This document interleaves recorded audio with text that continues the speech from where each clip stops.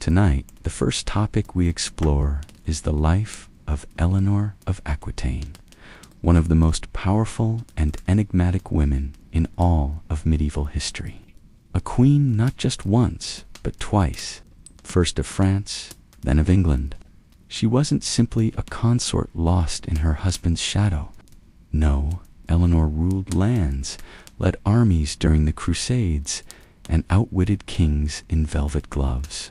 From political marriages to personal rebellion, from courtly love to civil war, Eleanor's legacy shaped Europe's royal houses for centuries. So before you get comfortable, as always, take a moment to like the video and subscribe to the channel only if you enjoy our content. Let us know where you're watching from and what time it is for you. Sometimes our stories are too interesting and we are working on some boring ones. It's time now to dim the lights, turn on a fan for some noise, and let's cover what we have for tonight together. Eleanor of Aquitaine entered the world around the year 1122 in a region that pulsed with culture, wealth, and ambition. She wasn't born into just any noble house. She was the daughter of William X, Duke of Aquitaine, a realm so vast it rivaled the power of the French crown itself. Her inheritance would one day stretch from the Loire River to the Pyrenees, making her the most sought-after bride in Christendom. But what truly set Eleanor apart wasn't just land, it was intellect. Raised in the glittering court of Poitiers, Eleanor was immersed in a world of poetry, philosophy, and politics. Unlike most girls of her era, she was rigorously educated. She read Latin, understood classical texts, and was well-versed in music, law, and the strategic art of diplomacy. Her court would later be famed for inventing and spreading the ideals of chivalry and romantic love. But even as a teenager, Eleanor was more than charm and courtliness. She was being groomed to lead. Everything changed in 1137. Her father, while on pilgrimage to Santiago de Compostela, fell ill and died suddenly. Eleanor, just 15, became Duchess of Aquitaine, a title that gave her command over nearly a third of what we now call France. But as a young girl ruling one of Europe's richest territories, she couldn't remain unwed for long. Her guardians wasted no time. Within months, she was married to Louis, the heir to the French throne. It was a political match engineered to bring Aquitaine under royal control. Days after the wedding, King Louis VI died, and Eleanor became Queen of France alongside her new husband, now Louis VII. But Eleanor was no passive queen. From the moment she arrived in Paris, her bold spirit clashed with the somber court. Louis was devout, ascetic, and inexperienced. Eleanor was lively, ambitious, and unafraid to speak her mind. The tension between them was immediate and only deepened over time. Even so, Eleanor had positioned herself at the heart of power. In a kingdom where queens were expected to bear heirs and remain silent, she was already setting the stage for something entirely different. A life that would upend tradition, challenge monarchs, and shape the future of Europe. In 1147, a monumental event shook Christendom, the launch of the Second Crusade. Cities in the East had fallen, and the Pope called upon the kings of Europe to take up the cross. Louis VII, devout and eager to prove himself, answered the call. But what shocked the continent wasn't his participation. It was that his queen, Eleanor of Aquitaine, would join him. This wasn't a symbolic journey. Eleanor brought with her hundreds of knights and vassals from Aquitaine, pledging them to the cause. And more unusually still, she personally led a group of noble women dressed in armor, riding alongside the men. Chroniclers were aghast. They accused her of playing Amazon, of turning a holy war into a parade of vanity. But Eleanor was undeterred. The journey was grueling. The army marched through France, Germany, Hungary, and finally into the rocky terrain of Asia Minor. The blazing heat and treacherous mountains drained morale. Disease spread. Food ran short. Louis, always hesitant, proved a poor commander. The French army suffered devastating losses in Anatolia. It was a failure of leadership, and Eleanor wasn't afraid to say so. In Antioch, she sought refuge with her uncle Raymond of Poitiers, a brilliant and charismatic prince who ruled the city. Here, Eleanor felt at ease. Some said too much. Whispers began of late-night meetings, of an improper closeness. Rumors of an affair between Eleanor and Raymond spread like wildfire. Whether true or not, Louis believed them. Enraged, he forced Eleanor to leave Antioch against her will. Their marriage, already strained, now cracked beyond repair. Eleanor had expected to lead, to advise, even to strategize. But Louis had expected silence and obedience. As they returned from the failed crusade, the difference between them was no longer tolerable. They had one surviving daughter, but no male heir. Their personalities, values, and ambitions were worlds apart. Back in France, Eleanor began pushing for an annulment. It wasn't difficult to obtain. The church cited consanguinity, or blood relation, a common excuse. In 1152, their marriage was dissolved. She kept her lands, she kept her title, and within months she made a shocking move that would alter the fate of Europe. She married a young, ambitious duke named Henry of Anjou. That young duke would soon become King of England. When Eleanor of Aquitaine married Henry, Duke of Anjou, in 1152, just 8 weeks after her annulment from Louis VII, it was a scandal. Not only was it quick, it was strategic. Henry was 11 years her junior, bold, and already carving out a path to power. 2 years later, he ascended the English throne as King Henry II, and with him, Eleanor became Queen of England. This new union was not just romantic, it was geopolitical. By marrying Henry, Eleanor united her vast Aquitaine holdings with the English crown, creating an empire that stretched from Scotland to the Pyrenees. France was now surrounded by a rival power, and Eleanor, at the center, held lands even her new husband didn't control outright. Together, they were a formidable team, at least at first. Eleanor gave Henry 5 sons and 3 daughters, and she wielded real political authority, often ruling in his stead when he was away. She moved between English and French courts with grace and command, and her court in Poitiers became a beacon of art, poetry, and the ideals of chivalry. It was here that the concept of courtly love was cultivated, a romantic intellectual game that celebrated refined love and noble suffering. But even as she presided over a golden age of culture, her marriage to Henry began to sour. Henry was a tireless ruler, brilliant but ruthless. He could be cruel, dismissive, and increasingly unfaithful. His affair with the fair Rosamond Clifford became legendary, and Eleanor, once the queen of his realm and heart, was sidelined. Still, Eleanor didn't retreat. She remained deeply involved in statecraft and diplomacy. She arranged marriages for their children across Europe and advised Henry on major decisions. But behind the scenes, resentment simmered. She was no longer the young duchess, dazzled by the promise of power. Now, in her 40s, she saw her influence waning and her husband growing more tyrannical, not only with her, but with their sons. Eleanor's life had never followed the traditional path of a medieval queen. She had defied kings, led armies, and held her own in a male-dominated world. But the greatest rebellion of her life against her own husband was still to come by the 1170s.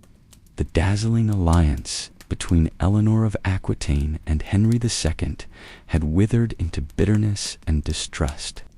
Their early passion had dissolved into rivalry, and Eleanor, once the jewel of his empire, was now more like a prisoner in her own court. But she was not a woman to accept silence or submission. If her husband would not respect her, she would defy him through the one force he feared most. Their sons, Henry and Eleanor, had raised a dynasty of restless, ambitious boys. Henry, the young king, Richard, Geoffrey, and John. But Henry II, though brilliant, was paranoid and possessive. He refused to share real power with them, even after crowning his eldest, Henry the young king, as co-ruler in name only. Tensions within the royal family exploded. In 1173, Eleanor made a daring and dangerous move.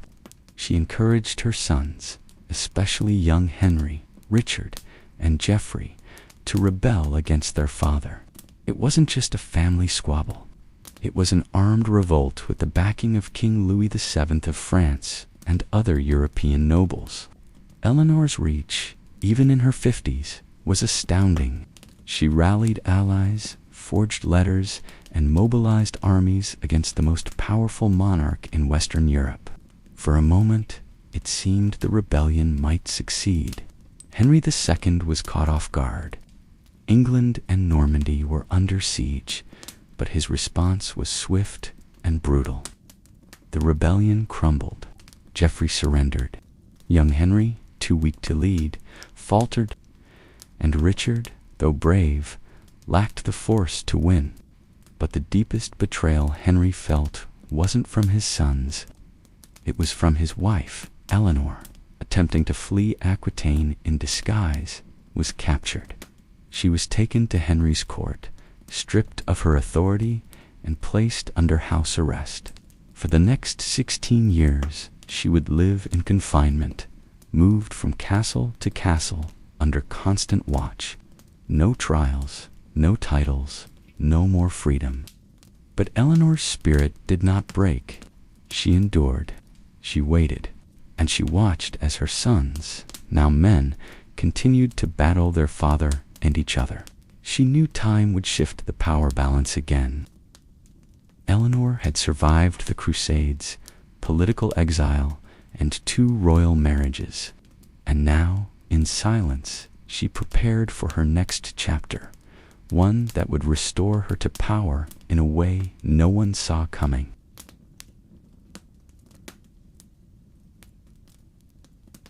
In 1183, Eleanor's life took a grim turn and an unexpected opening. Her eldest son, Henry the young king, died of dysentery while on campaign. The rebellion he once led against his father had failed, and now the heir to the throne was gone. With his death, a political void emerged, and Eleanor, still under house arrest, found herself once again at the center of royal strategy. Her second surviving son, Richard, bold, brilliant, and utterly fearless, now became Henry II's new heir, but trust between father and son was broken. Henry favored his youngest son, John, hoping to divide lands between them and keep Richard in check. Richard, however, wanted full control of Aquitaine, his mother's lands, and his by right. Eleanor, despite her imprisonment, remained in contact with Richard. She encouraged his ambition and loyalty to Aquitaine. She knew his strength, his charisma, and his popularity among the nobles. If anyone could outmaneuver Henry II, it was Richard. And in 1189, fate finally moved in her favor. That year, Henry II, worn by age, betrayal, and illness, died. The Plantagenet king, who had ruled like a lion and imprisoned his queen for over a decade, was gone. Richard ascended the throne as King Richard I of England, Richard the Lionheart, and his very first act as king. He released his mother after 16 years in captivity. Eleanor of Aquitaine walked free. She was in her late 60s now, but her resolve had never weakened. Richard knew her worth. He made her his chief advisor and entrusted her with immense political power. As he prepared to launch the Third Crusade, it was Eleanor who would act as regent in his absence, ruling England in his name. She didn't waste time. Eleanor traveled across the realm, secured Richard's coronation, and quelled unrest. She negotiated treaties, settled disputes, and managed the kingdom with the skill of a seasoned monarch. Even more impressively, she arranged powerful marriages for her daughters and granddaughters, weaving the Plantagenet bloodline through the courts of Europe. Eleanor wasn't just a queen mother. She was the beating heart of an empire. And while her son went off to fight in the Holy Land, it was Eleanor, regal, sharp, and undiminished by age, who held the realm together with King Richard I off to fight in the Third Crusade. The kingdom of England was left in uncertain hands, but not helpless ones. Eleanor of Aquitaine, now in her late 60s, stepped into power once more, and she did not simply fill a vacancy. She ruled as a true regent with all the authority and sharp decision-making of a monarch. It was an unstable time. While Richard battled in the Holy Land, his youngest brother John, ambitious and reckless, began plotting to seize the crown for himself. He conspired with King Philip II of France, hoping to carve up Richard's territories, while the true king was thousands of miles away. But Eleanor stood in his path. She moved swiftly, rallying loyal nobles to Richard's side, reinforcing fortresses, and keeping John's ambitions in check. Even more impressively, she carried out delicate diplomatic missions well into her 70s. One of her most significant tasks was securing a politically vital marriage between her granddaughter, Blanche of Castile, and the future King Louis VIII of France, a union that would have far-reaching consequences for both kingdoms. Still, trouble was never far behind. In 1192, Richard was captured on his return journey from the Crusades, taken prisoner by Duke Leopold of Austria, and held for ransom. The news shocked Europe. His enemies saw opportunity, but Eleanor, refusing to let her son languish, sprang into action. Despite her age, she rode across the Alps in the dead of winter to plead for his release. She negotiated, raised the colossal ransom said to be 150,000 marks, a sum that nearly bankrupted England and ensured Richard's freedom. Her determination and persistence stunned European courts. It was not a young warrior who rescued the Lionheart. It was his mother. Once Richard returned, their bond remained strong, but peace was short-lived in 1199. While suppressing a rebellion in Aquitaine, Richard was wounded by a crossbow bolt and died from infection. Eleanor was nearly 80. She had outlived most of her children, and once again, the question of succession fell to her. With Richard gone and John next in line, the future of the Plantagenet dynasty once more rested on Eleanor's shoulders. But for the Queen of Aquitaine, whose life had been war, marriage, rebellion, and diplomacy, one final mission still remained. Richard the Lionheart was dead. His younger brother, John, now poised to take the throne, was a far cry from his legendary sibling. Unpredictable, impulsive, and deeply mistrusted by many nobles, John's path to kingship was not guaranteed. Once again, all eyes turned to Eleanor of Aquitaine, the aging matriarch whose political instincts remained unmatched. But this time, it wasn't just a crown she had to secure. It was the very future of the dynasty. Even before Richard's death, Eleanor had been working behind the scenes to shore up alliances and protect the family legacy. When John ascended in 1199, she lent her name and presence to his cause, using her status as the revered Dowager Queen to legitimize his rule.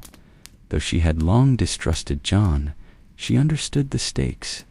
Without unity, the empire her marriage had created, stretching from Scotland to the Pyrenees, could shatter. Yet Eleanor's final mission wouldn't be in England. It began in Castile, far to the south, where her granddaughter was being raised. The child, named Blanche, was to be the next diplomatic thread in Eleanor's web. The aging queen journeyed at the age of 77 across the mountains and treacherous lands of medieval France and Spain to retrieve Blanche and bring her to the court of France. There, the girl would be wed to the French heir, ensuring peace between two ancient rivals. That journey was more than symbolic. It showed the world that Eleanor, even at the twilight of her life, was still Europe's most powerful political matron. Monarchs respected her. Nobles followed her. Enemies thought twice before crossing her. But time was catching up. After securing Blanche's betrothal, Eleanor returned to Fontevraud Abbey in Anjou, a quiet religious retreat she had long favored. She withdrew from politics, not because she was defeated, but because her final moves had been made. She had ruled alongside kings, given birth to 2 generations of monarchs, and shaped the course of Europe through ink, sword, and silk. In her last years, she took the habit of a nun, but no one mistook her for ordinary. Even in contemplation, Eleanor of Aquitaine remained a sovereign soul, one who had written her own legend in a world built to silence women. Eleanor of Aquitaine passed away on April 1st, 1204. At the age of roughly 82, her death marked the end of an era, not just of a queen, but of a woman who had shaped the destinies of 2 kingdoms and 3 generations of rulers. Few in medieval history had lived so long, and fewer still had lived with such influence, intensity, and independence. She died at Fontevraud Abbey, the same quiet monastery in the Loire Valley where she had spent her final years. But this was no cloistered nun in obscurity. Even in retreat, Eleanor remained a symbol. Kings and ambassadors still sought her counsel. Nobles paid homage. Her name carried weight not just in England and France, but across the courts of Europe. She was the widow of 2 kings, Louis VII of France and Henry II of England. She was the mother of Richard the Lionheart and King John. She had been duchess, queen, prisoner, regent, and diplomat, and she had worn each title like armor. Her burial was no less symbolic. She was laid to rest beside Henry II and Richard I Fontevraud Abbey, the powerful men who had defined her life and whom she had outlasted. A statue atop her tomb shows her not with a scepter or crown, but with a book, a quiet testament to her intellect, her education, and her lifelong love of learning. Even in death, Eleanor refused to be remembered as simply a queen.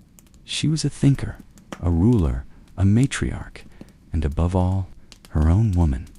Across Europe, the reaction to her death was one of awe and reverence. Chroniclers, even those who had once criticized her, now praised her wisdom, her strength, her grace. She had been controversial, yes, bold in her loves, unflinching in her politics, but never forgotten, never ignored. Eleanor's legacy is not just in the castles she ruled or the kings she crowned. It is in the very idea that a woman in a world built for men could claim her place, not by permission, but by sheer force of will. She did not ask for power. She embodied it.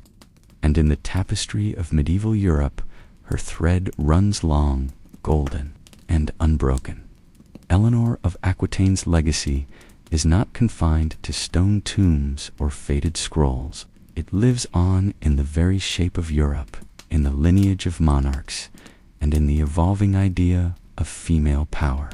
She was a woman centuries ahead of her time, and her influence didn't end with her death. In fact, in many ways, it began to crystallize only after she was gone. Through her children and grandchildren, Eleanor's bloodline spread across the thrones of Europe. Her daughter, Eleanor of England, became Queen of Castile. Her granddaughter, Blanche of Castile, the one she personally escorted to France, would become the mother of Louis IX, the future St. Louis, and of course, her sons, Richard and John, left legacies of their own, though often marked by war, controversy, and legend, but beyond royal bloodlines. Eleanor reshaped the idea of what a queen could be. Before her, queens were often silent partners, pawns of dynastic marriage. Eleanor broke that mold. She was a landowner in her own right, a political strategist, a commander of troops, and at times the effective ruler of an empire. Her courts in Aquitaine helped birth the concept of courtly love, a cultural movement that transformed medieval literature, music, and values. Her patronage encouraged poetry and philosophy in a time dominated by warfare and dogma. And perhaps, most remarkably, she achieved all this in an age when women were expected to be submissive, silent, and invisible. Eleanor didn't just defy the rules. She rewrote them. She dared to lead armies on crusade, challenge her husband's authority, raise rebellious sons, and act as regent over a volatile kingdom. She was imprisoned for her defiance, but not broken. And when the world doubted her, she endured, waited, and returned to power with grace and fire. Today, historians see Eleanor not as an anomaly, but as a turning point, a symbol of medieval female agency that stood firm amid male-dominated monarchies. She wasn't perfect. She could be ruthless, politically calculating, and at times self-serving, but she was never irrelevant, never a shadow. She was a queen who ruled through intellect, charisma, and endurance, a mother who shaped kings, a duchess who defined empires. Eleanor of Aquitaine didn't just live through history, she made it.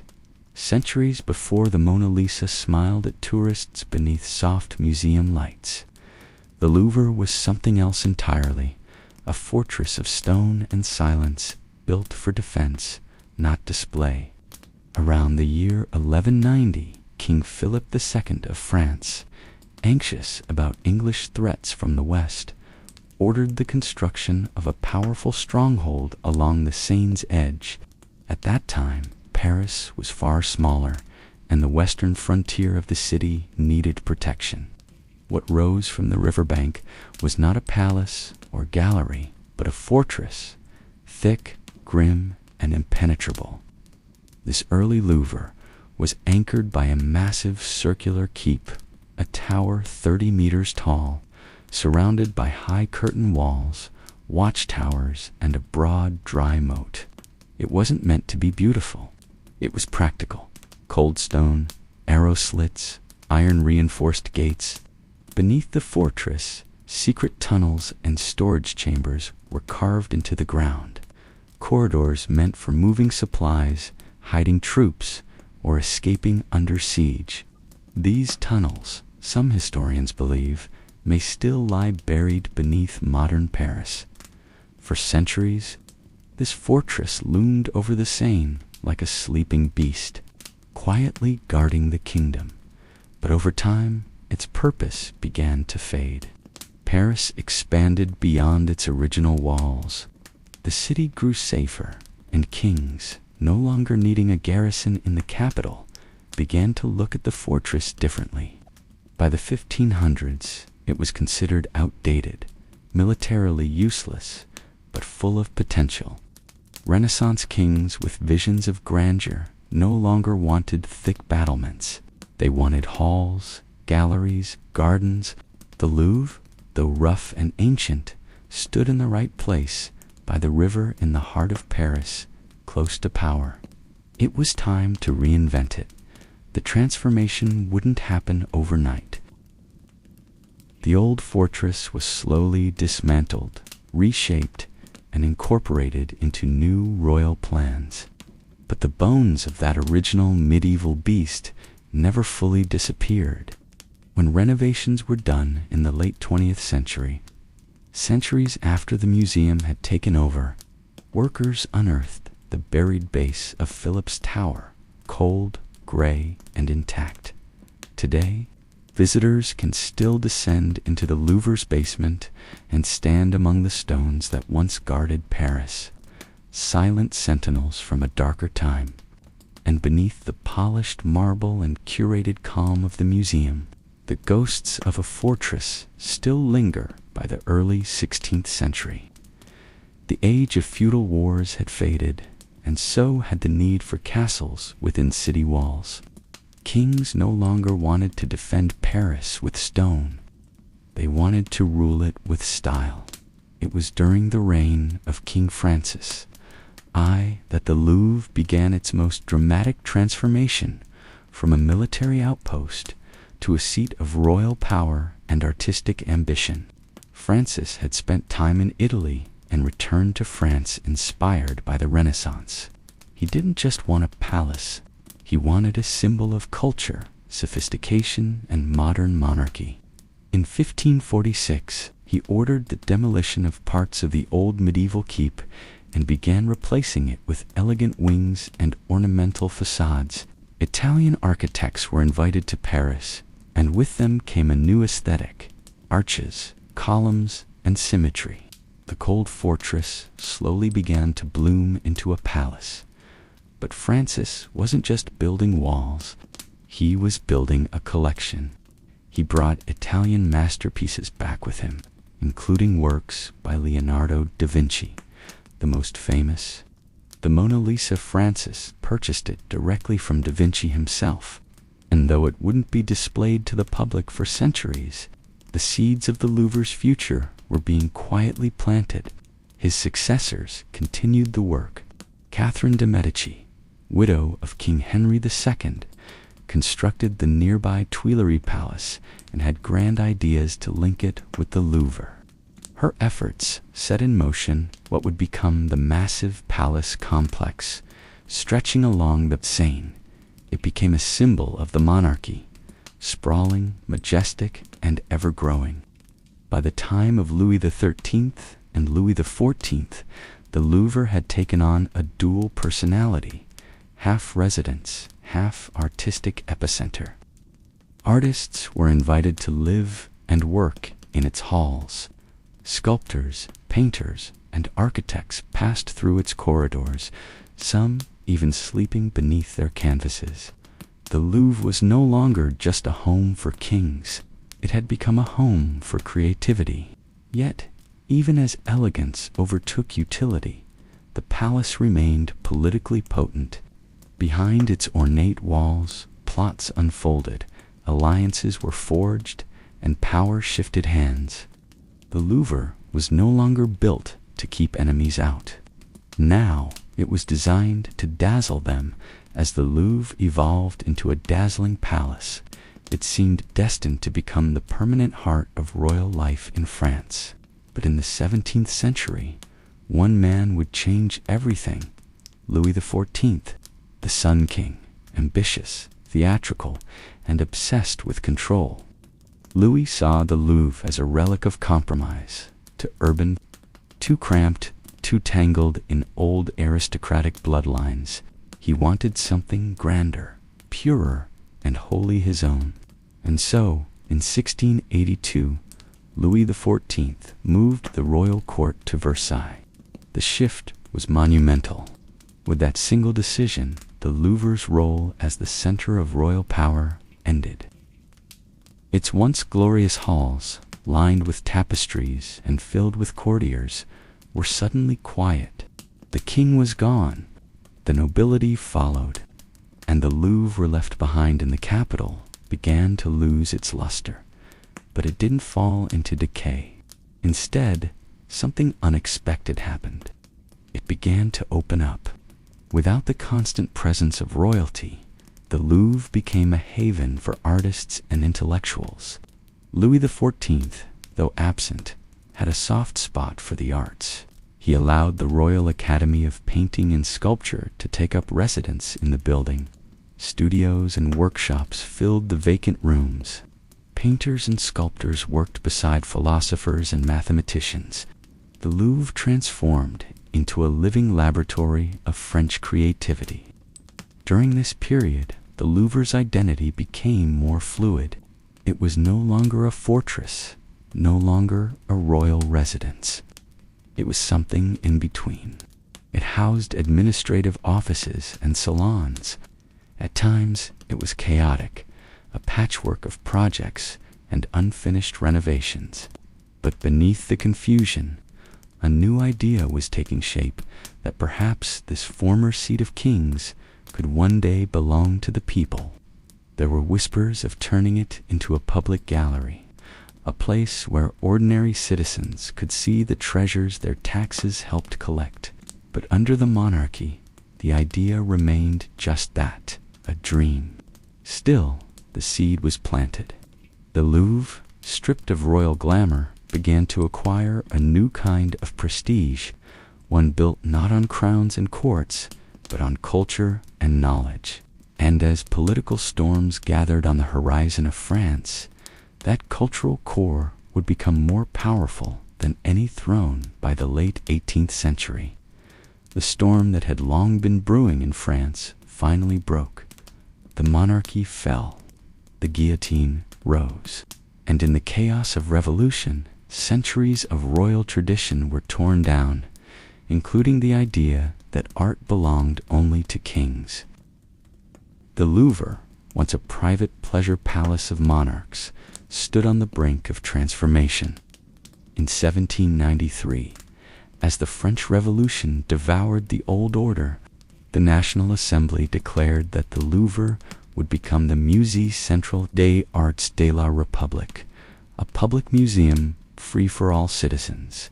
It was a radical concept. Art previously hidden behind palace walls or reserved for the elite would now be available to the common man. The first galleries opened on August 10th, the anniversary of the fall of the monarchy. The irony was not lost on anyone. Where kings once entertained mistresses and hosted masquerades, the people now walked in silence, observing canvases of saints, gods, and emperors. But the Louvre's collection needed more than just good intentions. Many masterpieces had been sold, stolen, or hidden during the revolution. So the revolutionaries did what revolutionaries often do. They took church property, was confiscated. Aristocratic collections were seized. Anything that symbolized privilege was fair game. The Louvre became the great collector of confiscated beauty. And then came Napoleon. When he rose to power, the Louvre entered a new ambitious phase. Napoleon saw art not just as culture, but as conquest. Wherever his armies marched, treasures followed. From Rome to Venice, Egypt to Berlin, Napoleon plundered paintings, statues, and antiquities. He renamed the museum the Musée Napoleon and filled it with loot from across Europe. The Louvre swelled with spoils, winged victories, Roman busts, Egyptian sarcophagi. Art was no longer just inherited, it was seized. And the museum, once a symbol of royal excess, now stood as a showcase of empire. But with Napoleon's fall in 1815 came a reckoning. Many nations demanded their treasures back. Some were returned, others mysteriously stayed. Still, the Louvre survived.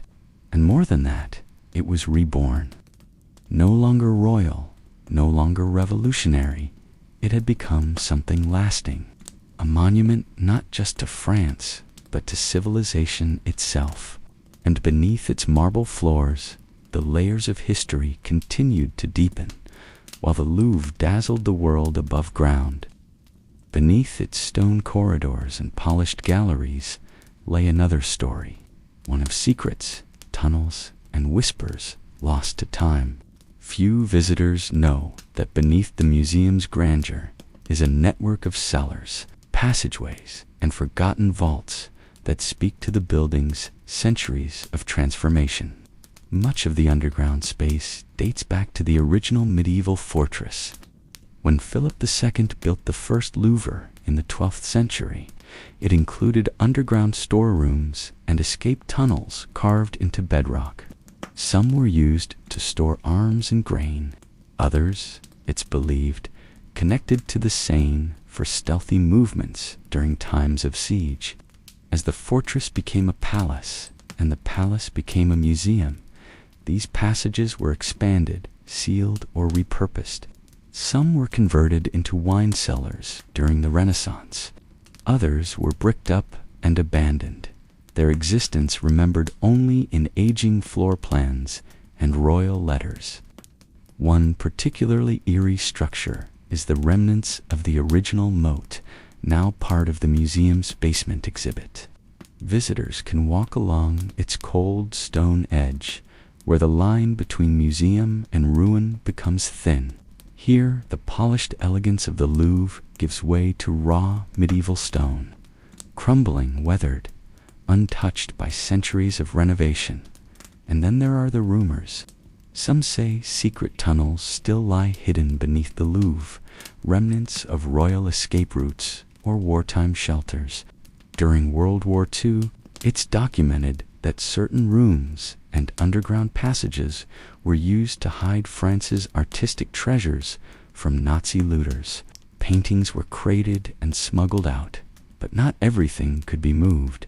Some relics were buried deep in the Louvre's belly, surrounded by stone, guarded by curators who knew every inch of the underground map. Others claim that during the Revolution, bodies of executed aristocrats were secretly stored in the lower levels, hidden from public view until they could be properly buried. No evidence confirms this, but the myth lingers in the Louvre's walls like an echo. Today, many of these lower levels are closed to the public. Some serve logistical purposes: archives, maintenance routes, climate control zones, but others remain sealed, inaccessible, their secrets intact. Beneath the Louvre's polished surface, the past still breathes, heavy with stories never displayed in frames. In June 1940, Paris fell under Nazi occupation. German troops marched through the city's boulevards, and the swastika flew from the Eiffel Tower. The Louvre, the crown jewel of French heritage, stood ominously in the heart of it all, vulnerable, exposed, and filled with priceless art. What happened behind its grand doors during those dark years remains one of the most intense and covert chapters in the museum's long history. But the Louvre was not caught off guard. Even before the Germans entered the city, French curators and art historians had begun executing a secret evacuation plan. Thousands of works, including the Mona Lisa, the Venus de Milo, and the Winged Victory of Samothrace, were quietly removed, crated in custom-built boxes, and shipped to castles, abbeys, and rural estates throughout France. Convoys of trucks, disguised and escorted, carried away the nation's soul under the cover of night. It was the largest museum evacuation ever attempted. By the time Nazi officers arrived to inspect the Louvre, the galleries were eerily empty.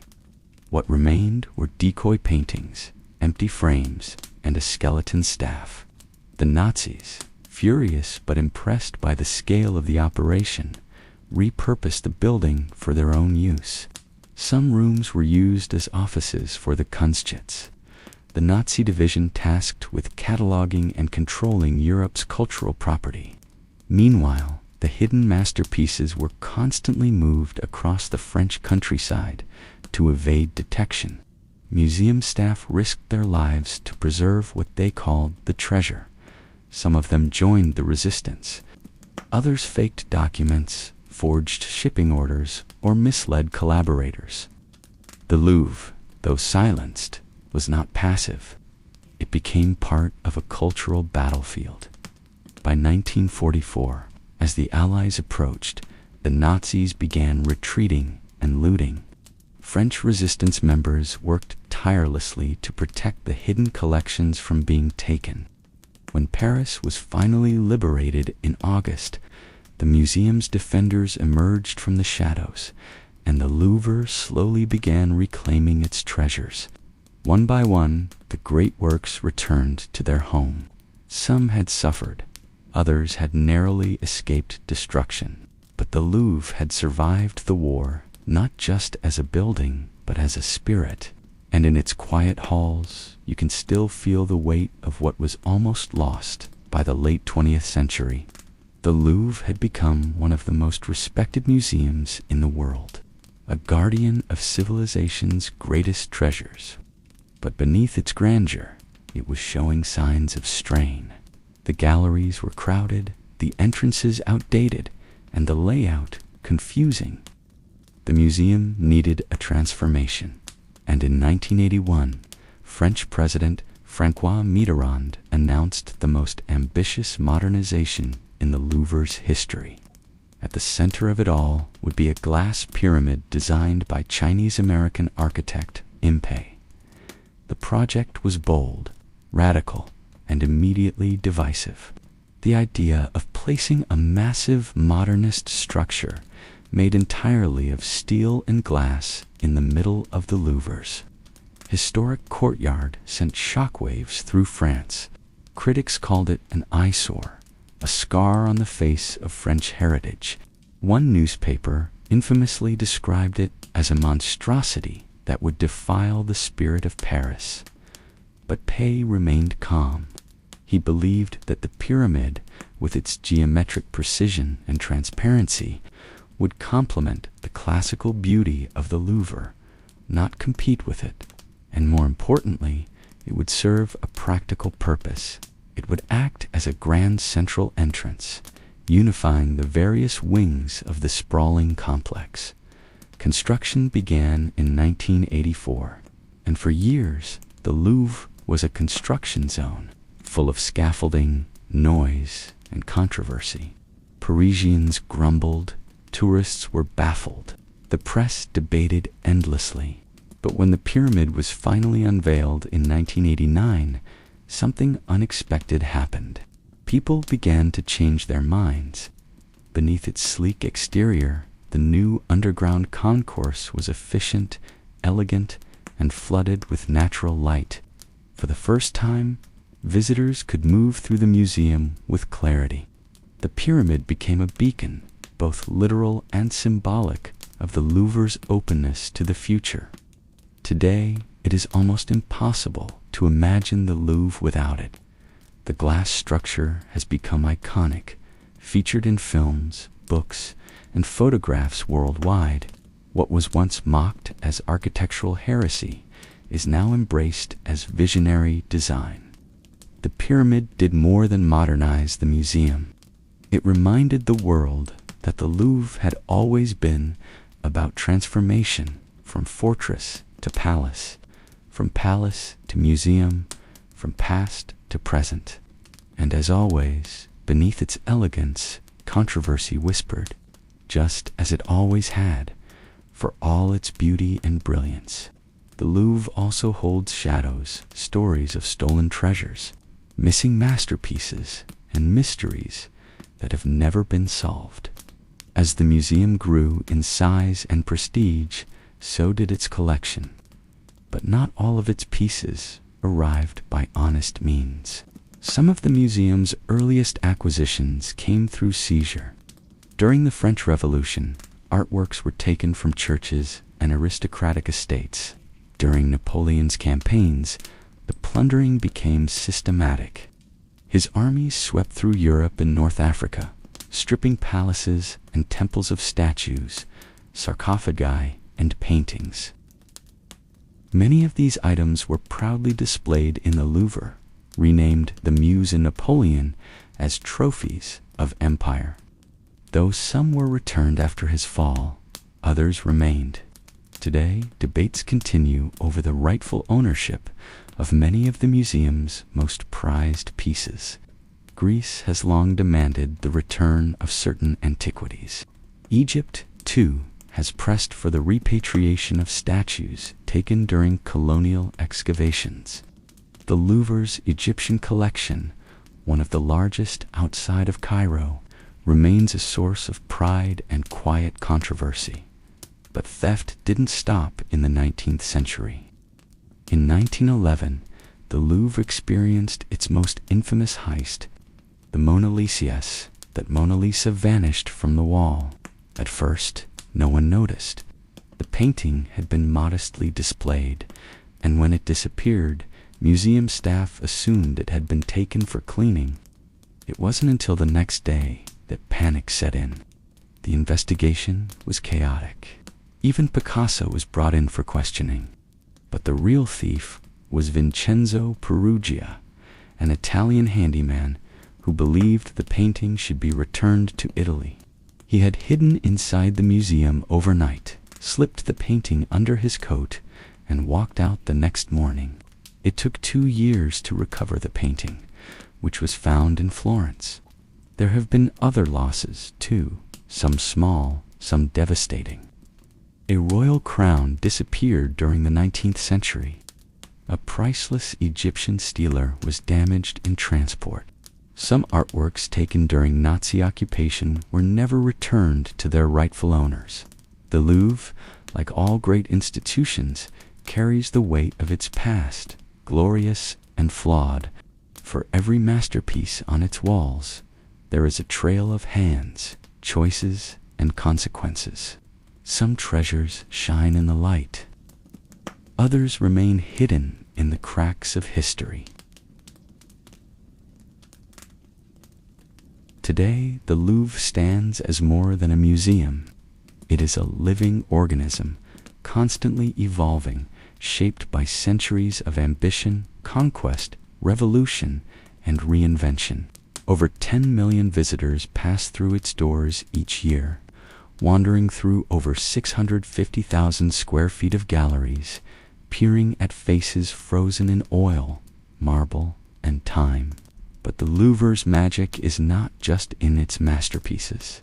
It's in the weight of its past, the layering of eras beneath its floors and behind its walls.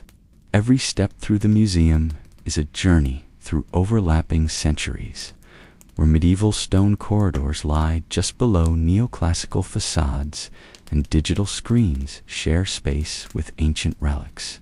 In this palace of paradoxes, Renaissance paintings hang beneath LED lighting, while Egyptian mummies sleep beneath a Parisian sky.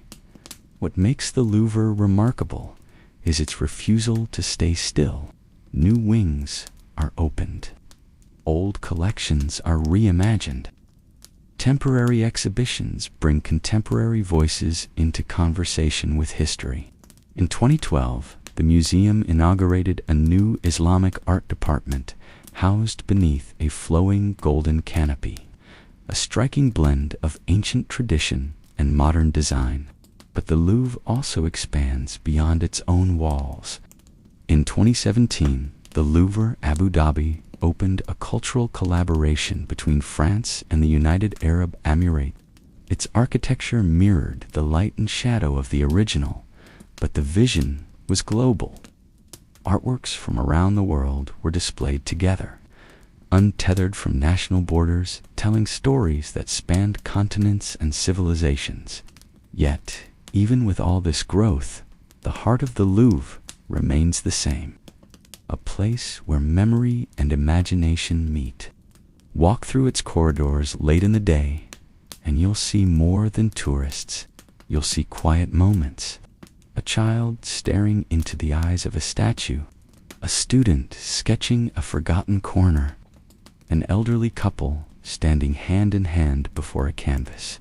And below it all, under the glass pyramid, behind the velvet ropes, beyond the gallery lights, the Louvre still keeps its secrets, hidden staircases, lost chambers, and perhaps somewhere in the quiet dust of its oldest stones, the echo of a king or the whisper of a thief. The Louvre isn't just a museum in the spring of 1974. Outside the ancient city of Xi'an in China's Shanxi province, a small group of farmers were digging a well during a drought. Their tools struck something hard, not rock, but clay. First came fragments of torso, a pair of arms then, a face staring back at them through layers of soil. It was unnerving, life-sized, hollow, yet hauntingly real. The local authorities were alerted, and soon archaeologists arrived to investigate. They had no idea they were about to uncover one of the most extraordinary archaeological finds of the 20th century. As excavations expanded, the earth yielded more than anyone could have imagined. Row after row of clay soldiers emerged from the soil, thousands of them standing in precise military formation, frozen in time for over 2,000 years. Each one was unique. Different hairstyles, armor styles, facial expressions. No two were exactly alike. Some stood tall, with a commanding presence. Others crouched in an attack stance, and they weren't alone. Clay horses, wooden chariots, and bronze weapons accompanied them, all crafted with startling realism. What had these figures been guarding for so long beneath the ground? The answer lay not far away, beneath an unexcavated mound over 250 feet high, the mausoleum of Qin Shi Huang, the first emperor of a unified China. It was he who ordered this massive underground army, built not for the battlefield, but for the afterlife. The terracotta army was part of a sprawling necropolis, a buried empire designed to mirror the emperor's real-world domain. Scholars estimate that over 700,000 workers may have been involved in its construction over nearly 4 decades. And incredibly, this massive wonder lay untouched and forgotten for more than 2,000 years. News of the discovery spread quickly, and the world was captivated. Here was not just a tomb, but a window into ancient Chinese philosophy, artistry, power, and belief. A civilization had poured its skill and resources into preparing one man for eternity with an army that would never breathe, but would always stand. Yet the mystery was only beginning. Who made these soldiers? How were they crafted with such detail? And what secrets were buried alongside them, still untouched beneath the emperor's tomb? At the heart of the terracotta army lies a single man's vision, a ruler whose ambition was matched only by his fear of death. Qin Shi Huang, born in 259 BCE, rose from prince to king, and finally to China's first emperor. He unified the warring states under one banner, standardized currency, language, and even axle lengths. But while his power shaped a nation, it was his obsession with the afterlife that shaped the underground empire he left behind. From a young age, Qin was haunted by the idea of mortality. Despite ruling with an iron fist and achieving what no other had, the unification of China, he could not conquer death. Ancient texts describe his relentless search for immortality. Expeditions sent in search of elixirs, meetings with mystics, consultations with alchemists. He was said to ingest strange potions containing mercury, ironically believed to grant eternal life. But while immortality in flesh eluded him, Qin ensured he would rule forever in spirit. Around the time he declared himself emperor in 221 BCE, construction began on his tomb, an undertaking so massive it would take nearly 4 decades to complete.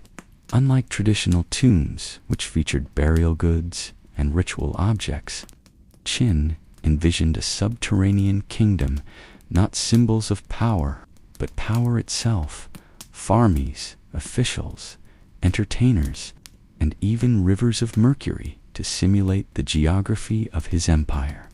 The terracotta army was meant to serve as his eternal guard, soldiers to protect him in the afterlife as they would have in life.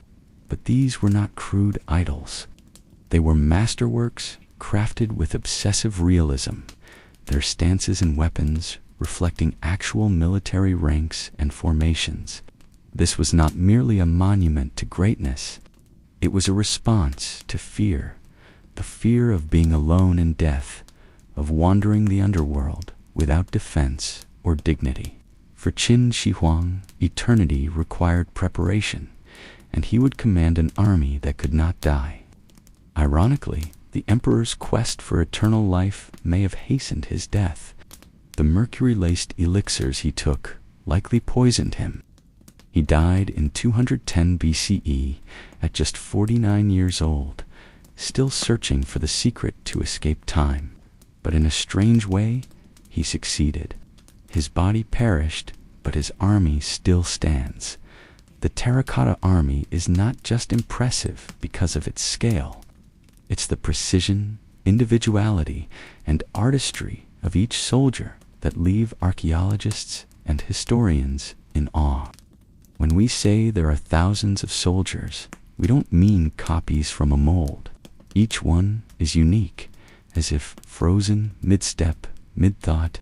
The army is divided into different pits, each with its own composition and function. The largest pit 1 stretches over 750 feet in length and contains infantry units in battle-ready formation. Rows of archers, foot soldiers, and charioteers stand at attention, arranged in the same military order used during Qin Shi Huang's reign. Pit 2 holds cavalry and war chariots, a more elite force. Pit 3 is the command center, home to high-ranking officers and military planners. It suggests a chain of command that mirrors a real army, not a symbolic one. The level of detail is staggering. Faces are individualized. No two noses, brows, or cheekbones are the same. Some figures have wide jaws and curled lips. Others wear solemn, narrow expressions. Hairstyles reflect military rank and regional origin. Armor is crafted in overlapping layers, complete with rivets and clasps. Some figures once held real bronze weapon spears, swords, and crossbows, many of which were sharp and functional even after 2 millennia underground. It wasn't just sculptors who worked on these figures. Teams of artisans, painters, blacksmiths, mold makers, and engineers contributed to their creation. After assembly, each warrior was painted in vivid colors: red, blue, green, even lavender. These pigments faded quickly when exposed to air, which is why most figures appear plain clay brown today. But imaging technology has revealed the original brilliance, offering a glimpse of how vibrant and lifelike this army once looked. Some scholars believe the level of sophistication suggests a high degree of central planning, possibly with military blueprints and social registers guiding the design. This wasn't art for art's sake. This was logistical, purposeful, a vision executed with state-level resources. The terracotta army wasn't just made to resemble soldiers. It was made to be them. Each one a spirit in clay, crafted to serve their emperor in eternity. And beneath the silence of the earth, they've been standing guard ever since. The creation of the terracotta army was not the work of a few artists in a royal workshop. It was a colossal, state-sponsored operation that stretched over decades and involved an entire society. Ancient records suggest that more than 700,000 laborers were mobilized to build Emperor Qin Shi Huang's tomb complex, including the vast subterranean army that stood beside him. But who were these builders? They were craftsmen, yes, sculptors, blacksmiths, potters, and engineers, but also conscripted workers, peasants, prisoners, and even enslaved people. Some were skilled artisans trained in workshops across the empire. Others were political prisoners and forced laborers brought in under imperial orders. Many never returned home. According to historical texts, workers involved in the tomb's construction were often executed or sealed within the complex upon its completion to maintain secrecy. Archaeologists have uncovered the remains of kilns near the site, suggesting that many of the figures were fired on location. The clay was sourced locally, shaped in parts, and then assembled like life-sized puzzles. Bodies were mass-produced using molds, but the heads, the most expressive parts, were sculpted individually by hand. This allowed for variation in features, lending a realism unmatched by any other ancient statuary army. But this was not just about statues. The labor force also carved out an entire underground city. In addition to the warriors, they constructed chambers filled with bronze birds, chariots, entertainers, musicians, and officials, all meant to serve the emperor in the afterlife. The tomb complex spans over 50 kilometers and includes artificial rivers, celestial ceilings, and booby-trapped corridors that were likely designed to kill grave robbers. According to historian Sima Qian, writing a century after Qin's death, the emperor ordered rare jewels to adorn the tomb's ceiling to mimic the stars and flowing rivers of mercury to replicate China's geography. Soil samples from the site do in fact show abnormally high levels of mercury, suggesting the legends were rooted in truth. The builders of this empire worked in secrecy and under constant surveillance. Their legacy is buried in silence. Most of their names are lost, but their hands shaped one of the greatest wonders of ancient engineering, an entire kingdom buried not to be forgotten, but to endure. At the center of the terracotta army site lies a massive tree-covered mound, a hill that looks like any other from a distance, but beneath it rests the unexcavated tomb of Emperor Qin Shi Huang himself, untouched for over 2,000 years. It is one of the greatest archaeological mysteries still waiting beneath the surface. Historical accounts, particularly from the Han Dynasty historian Sima Qian, described the tomb as nothing short of otherworldly. Inside, he claimed, were replicas of palaces and towers, rare artifacts, flowing rivers of mercury to represent China's great waterways, and a ceiling encrusted with pearls to mimic the night sky. Crossbows were supposedly rigged with automatic triggers, ready to fire on any intruder who dared enter. A buried universe crafted entirely for one man's afterlife, and yet no one has opened it. Unlike the terracotta warriors, which have been extensively studied and preserved since their discovery, the main burial chamber remains sealed. Why? The reasons are both practical and ethical. For one, the technology needed to excavate the tomb without damaging its contents simply does not exist yet. Archaeologists fear that once the tomb is opened, priceless artifacts, including fragile paintings, textiles, or organic materials, could be destroyed upon exposure to air. The terracotta warriors themselves lost their vibrant paint within hours of being unearthed, turning from dazzling figures to dull clay. Then there is the matter of mercury.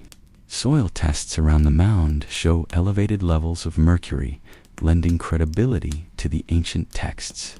If true, the tomb may pose serious environmental and health risks. Some speculate that it's not only hazardous to excavate, but also deliberately engineered to deter grave robbers with traps and toxic fumes waiting in the dark. Culturally, there is reverence to consider. In traditional Chinese beliefs, disturbing the dead, especially an emperor, is a serious matter. Many argue that the tomb should remain untouched unless it can be entered with absolute respect and preservation. And so it waits. Beneath that quiet hill lies a secret that no one has seen in over 2,000 years. A world built for a man who could not conquer death, but who may have created a paradise to rule in it. And as science advances, the question grows louder. Should we open the tomb of the first emperor? The terracotta warriors are not simply statues, they are soldiers. And like any soldiers, they were equipped for war. Many of the warriors once held real weapons: swords, spears, halberds, crossbows, and arrows. Weapons not merely decorative, but functional, forged with deadly precision. This wasn't symbolic craftsmanship. These were tools of war, buried in clay hands as part of a full-scale military simulation for the afterlife. When archaeologists first excavated the pits, they found thousands of bronze weapons buried alongside the figures: swords with razor-sharp edges, arrowheads crafted for distance and penetration, and even crossbow triggers made with ingenious mechanical designs. Despite being over 2,000 years old, many of these weapons remained in surprisingly good condition. Some blades were still sharp, their bronze alloys so advanced that it resisted corrosion for millennia. How did they do it? Recent studies revealed that the ancient Chinese blacksmiths coated many of the weapons with a thin layer of chromium oxide, a technique that essentially prevented rust. This technology wouldn't be reinvented until the 20th century, and yet the Qin dynasty artisans had already mastered it. Their understanding of metallurgy was far ahead of its time, evidence of a highly organized and technologically skilled society. But the weapons also served a deeper purpose. Qin Shi Huang didn't just want a lifelike army, he wanted a lethal one. These warriors were meant to fight off threats in the afterlife, just as his real troops had fought during his conquests. This wasn't a peaceful vision of eternity. It was a prepared one. The emperor intended to rule in death as he had in life, with force, strategy, and the means to dominate. Interestingly, many of the weapons were missing by the time modern archaeologists uncovered the site. It's believed that shortly after the emperor's death, the tomb was raided or sabotaged by revolting workers or enemies of the regime. Fires were set, roofs collapsed, and weapons were stolen. Even in death, Qin's empire faced rebellion. Still, enough remains to paint a vivid picture: a silent army, armed and alert, standing in formation beneath the soil. Each warrior once ready to march, not in this world, but in the one beyond. While the terracotta warriors are the most famous part of Emperor Qin Shi Huang's burial complex, they were far from the only figures created. Beyond the battle-ready, soldiers stood entire casts of characters, a full miniature society crafted in clay, all designed to serve the emperor in his eternal realm. Archaeologists have uncovered figures of musicians, dancers, acrobats, and each one sculpted with the same meticulous care as the warriors, though their roles were far different. Instead of armor, they wore robes. Instead of weapons, they held musical instruments or posed mid-performance. These were the entertainers of the afterlife, created to amuse and delight a ruler who wanted his underground world to to be just as lively as the one above. Officials and court attendants were also buried nearby, identifiable by their formal dress and composed postures. They represented the emperor's bureaucracy, advisors, scribes, and governors, all ready to keep order beyond the veil of death. Even stable hands, cooks, and grooms were included, depicted in kneeling or working poses, their faces captured with humility and fatigue. Then there were the animals. Terracotta horses stood beside wooden chariots, once painted and decorated. Underground stables revealed that not just sculptures, but real sacrificed horses may have once been buried for the emperor's use. In other pits, bronze, waterfowl, cranes, geese, and ducks were found arranged along an artificial riverbed, suggesting that Qin's desire for replication extended even to nature itself. Each discovery added layers to the complexity of the tomb. This wasn't just a military installation. It was an empire beneath the earth, complete with its own court, culture, and daily rhythm. Scholars believe the intent was clear. Qin Shi Huang wanted to recreate the world he had conquered in life and rule it forever in death. And while the warriors march in silence, these forgotten figures offer something softer, more human. They remind us that this afterlife wasn't imagined as endless warfare alone. It was filled with music, ceremony, and the tireless hum of a royal court. They may not carry swords or wear armor, but they too were built to serve the first emperor, and they too have waited in darkness for over 2,000 years. The terracotta army is more than an archaeological marvel. It is a mirror of an empire at its peak. Every clay figure reflects the scale, ambition, and structure of Qin Shi Huang's unified China. His dynasty was short-lived, lasting only 15 years, but its legacy reshaped the nation. And nowhere is that transformation more hauntingly captured than in the emperor's underground army. Before Qin's reign, China was a fractured land of warring states, 7 major kingdoms constantly fighting for supremacy. Qin, the westernmost of these states, was considered a cultural outsider by some, but it had something the others lacked: ruthless efficiency. Under Qin Shi Huang, legalist policies tightened control. Roads were standardized, writing systems unified, and the foundations for the Great Wall began. The terracotta army reflects that same structure and discipline. Soldiers are arranged in precise formations, officers in front, infantry behind, archers on the flanks. The figures even vary by region, as if modeled after real troops drawn from across the empire. It wasn't just about guarding a tomb. It was about representing the machinery of the state itself. In many ways, the army is a frozen moment, a still life of Qin's authority at its height. Yet, it's also a cautionary tale, because despite all his achievements, Qin Shi Huang's rule was deeply feared. He burned books, banned dissent, and punished opposition with death. His obsession with control extended even into death, and the very monument that was meant to celebrate his immortality would eventually become a silent witness to the fall of his dynasty. Just 3 years after his death, the Qin Empire collapsed. Rebellions erupted.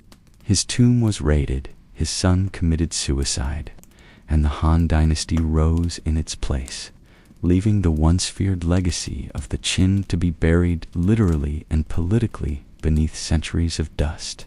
And yet, centuries later, those silent warriors emerged again. Today, they speak not just of one man's fear of death, but of a civilization's vast reach and relentless ambition. The terracotta army stands not only as a tribute to the emperor who dreamed of ruling the afterlife, but as a timeless echo of a moment when all of China bowed to one throne. The terracotta army still stands in silence, row after row, decade after decade, watching, waiting, not for war, not for conquest, but for remembrance. They are guardians, not just of a tomb, but of a moment when a man believed he could take the world with him beyond death. Emperor Qin Shi Huang dreamed of immortality. He united warring kingdoms, reshaped a nation, and spent his final years preparing for an afterlife where he would still rule. He did not settle for symbolic offerings or ritual artifacts. He built an empire beneath the ground, staffed, armed, and ordered just like the one above. And those centuries passed, earthquakes shook the earth, and dynasties rose and fell. His creation endured. Beneath layers of soil and silence, the warriors waited. They bore the weight of time with cracked shoulders and faded paint, but their presence never weakened.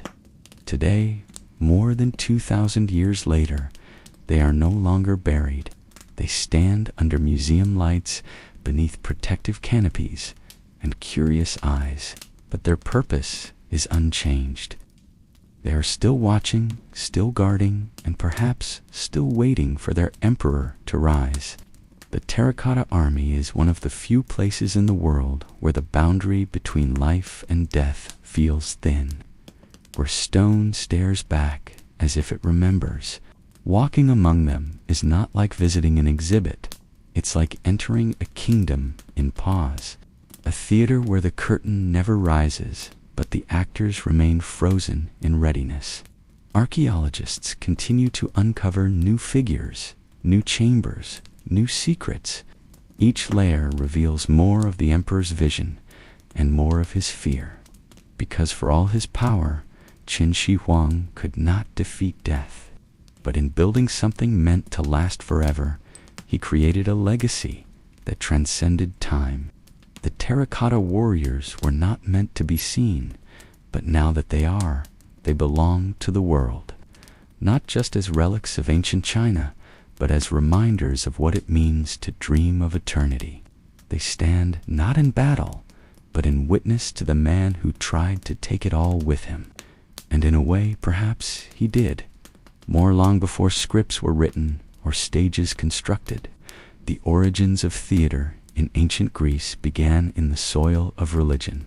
It wasn't born as entertainment, but as ritual, a sacred offering to the gods, and most of all to Dionysus, the god of wine, fertility, and ecstatic transformation.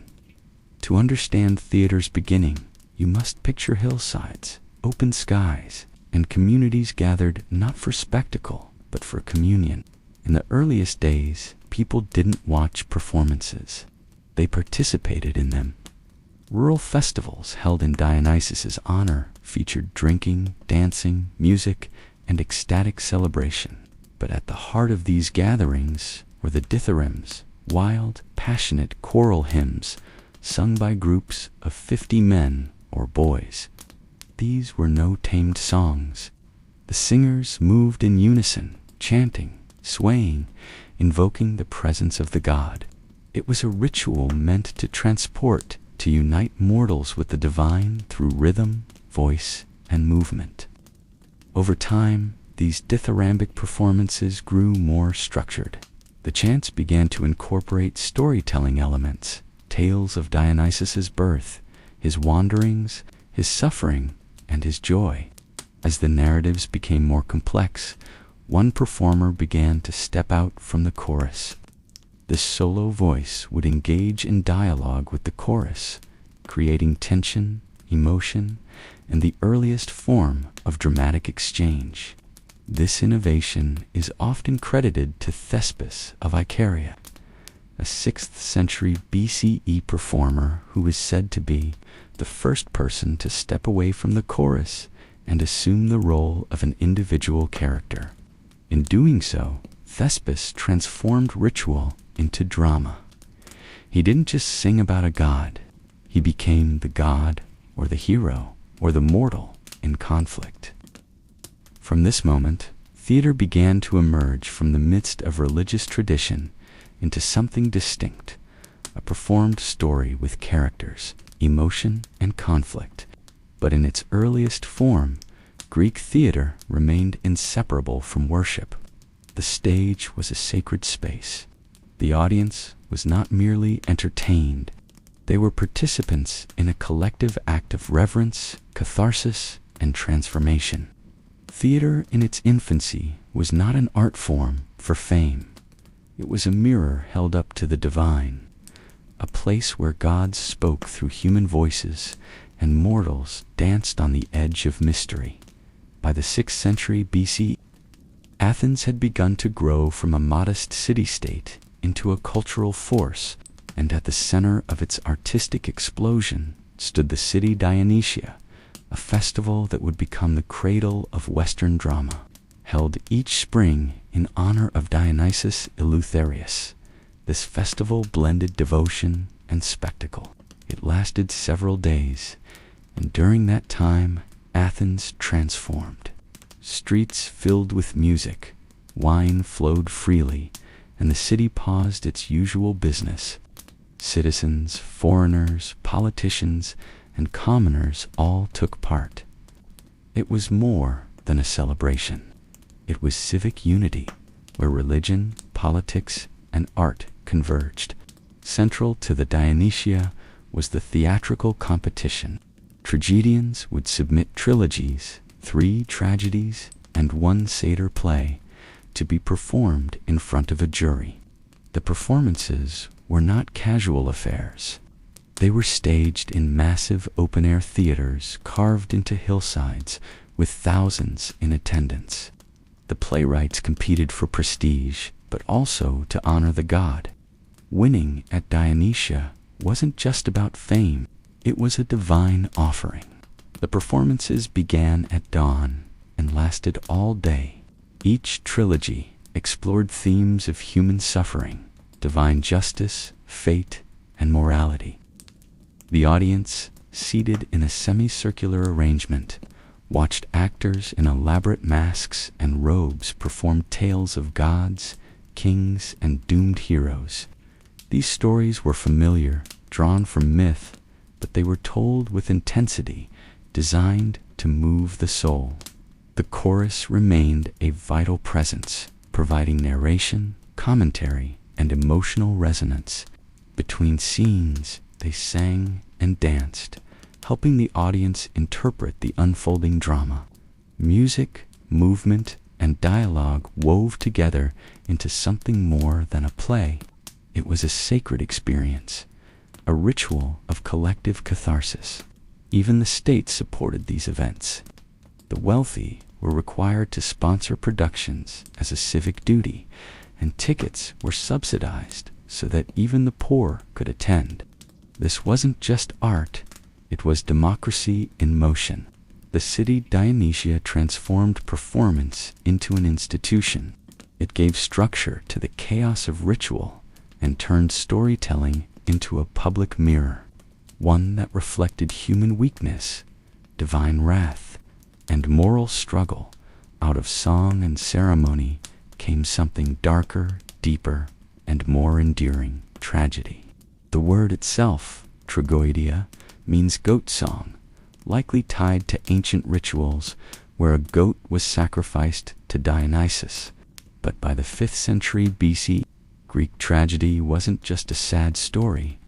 It was a spiritual dissection, a journey into fate, guilt, honor, and the terrifying uncertainty of divine will. At its heart was a tragic hero, a figure often of noble birth who struggled against forces greater than himself. He might be a king, a warrior, or even a god-touched mortal, but always he would fall, brought down by a flaw, a decision, or an encounter with the inevitable. What made tragedy powerful wasn't just the fall itself, but the tension between human choice and cosmic fate. These plays forced audiences to ask, are we free or are we doomed? Is suffering random or deserved?